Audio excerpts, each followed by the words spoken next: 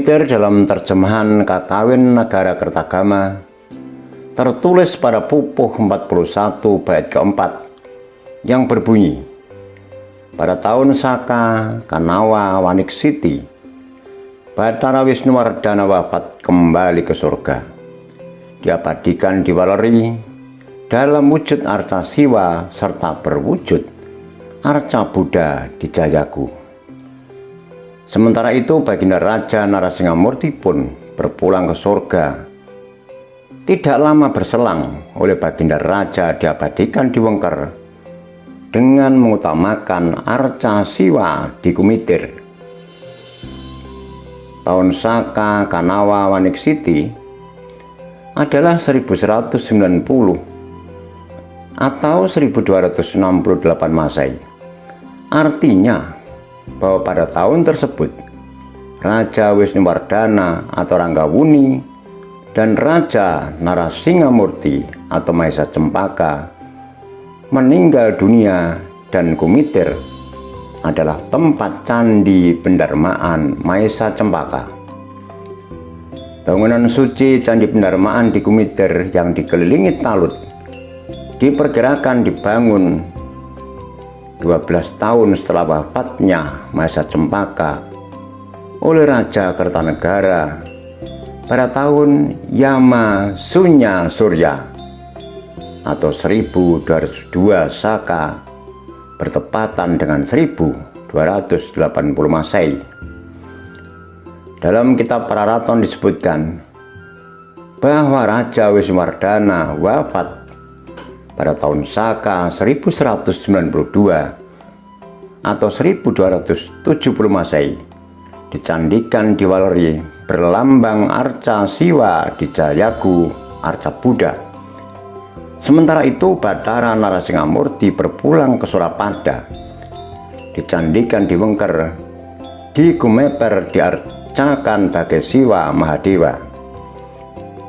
Dua manuskrip ini memuat keterangan yang identik, sedangkan perbedaannya ada pada tahun wafatnya kedua tokoh tersebut dengan selisih masa 2 tahun.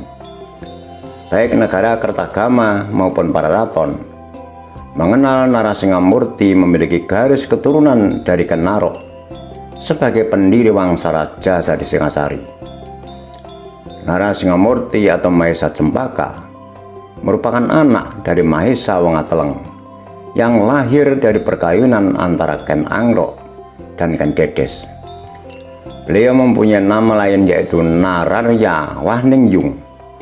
Dalam keterangan yang didapatkan pada Pararaton dan Prasasti Mula Malurung tahun 1255 Masehi, Mahesa Cempaka yang didharmakan di Kumitir menurut Negara Kertagama mendampingi Raja Wisnuwardana sebagai Ratu Anggabaya dengan gelar Narasingamurti. Jabatan ini tidak ditemukan selain saat Wisnuwardana dinobatkan sebagai raja. Kemungkinan besar bahwa jabatan ini merupakan jabatan politis karena Mahesa Cempaka yang merupakan sepupunya itu juga memiliki hak terhadap tahta Singasari.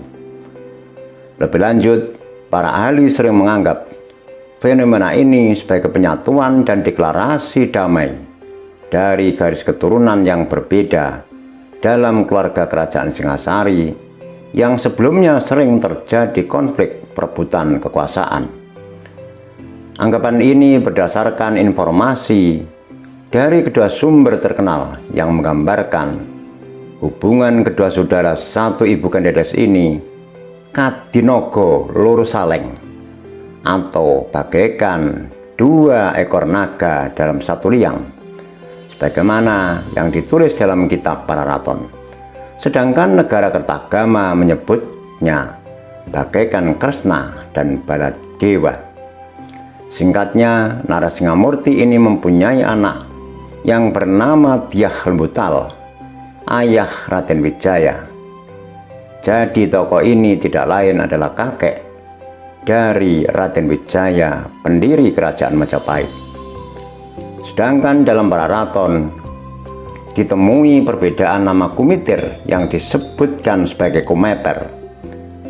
Narasingamurti atau Mahesa Cempaka meninggal dan didarmakan di Kumeper, dan sebagian abunya ditempatkan di Wuti Kuncir.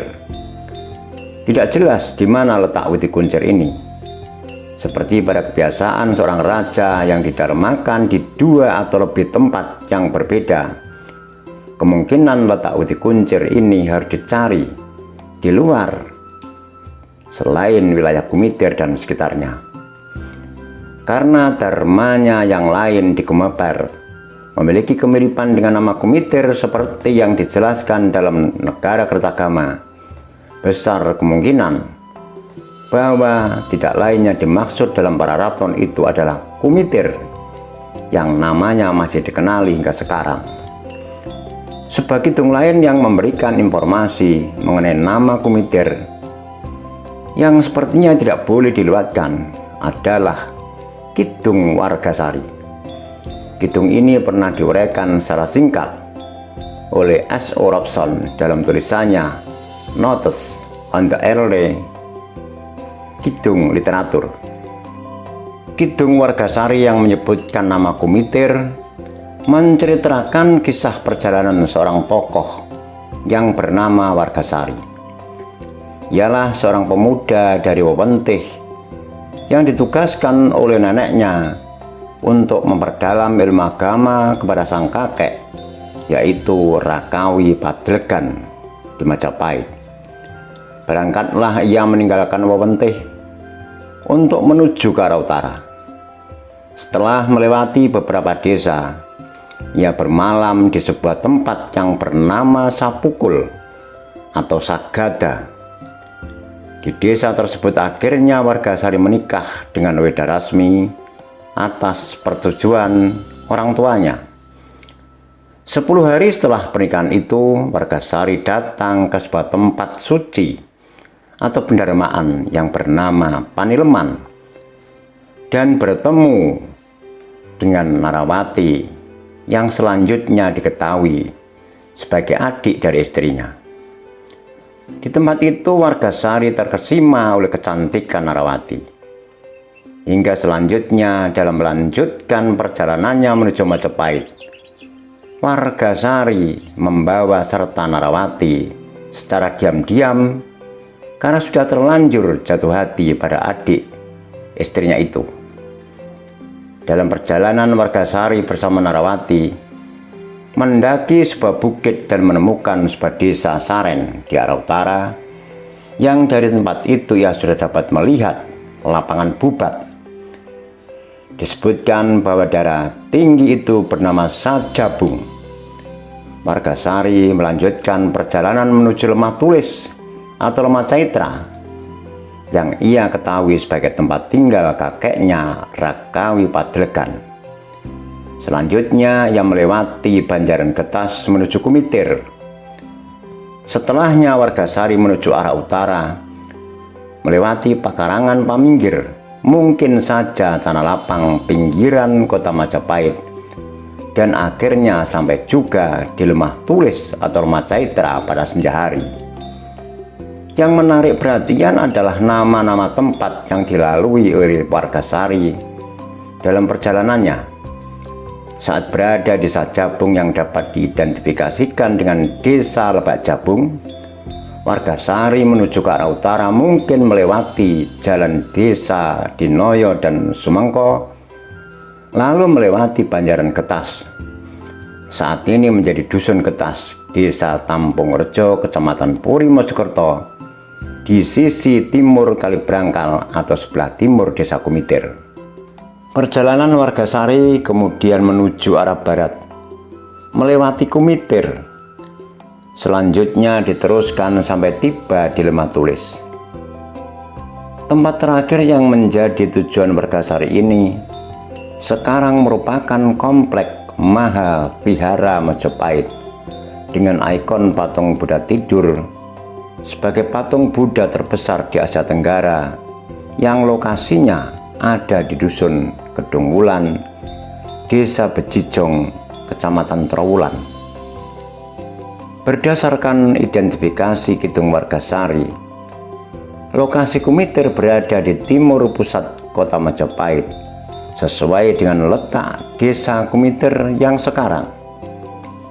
Mengenai persoalan mengapa warga Sari tidak langsung mengarah ke barat menuju Lematulis atau ke Dunggulan Bejijong, melainkan memilih menyisir ke arah pinggiran batas kota kerajaan Majapahit, adalah hal yang lain.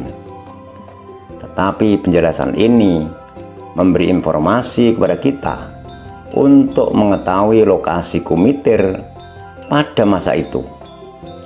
Kumiter merupakan batas ibu kota Majapahit seperti yang diuraikan oleh Hadi Sitomulyo atau Nigel Bullock, seorang sejarawan Inggris yang menulis tentang batas-batas kota Raja Majapahit.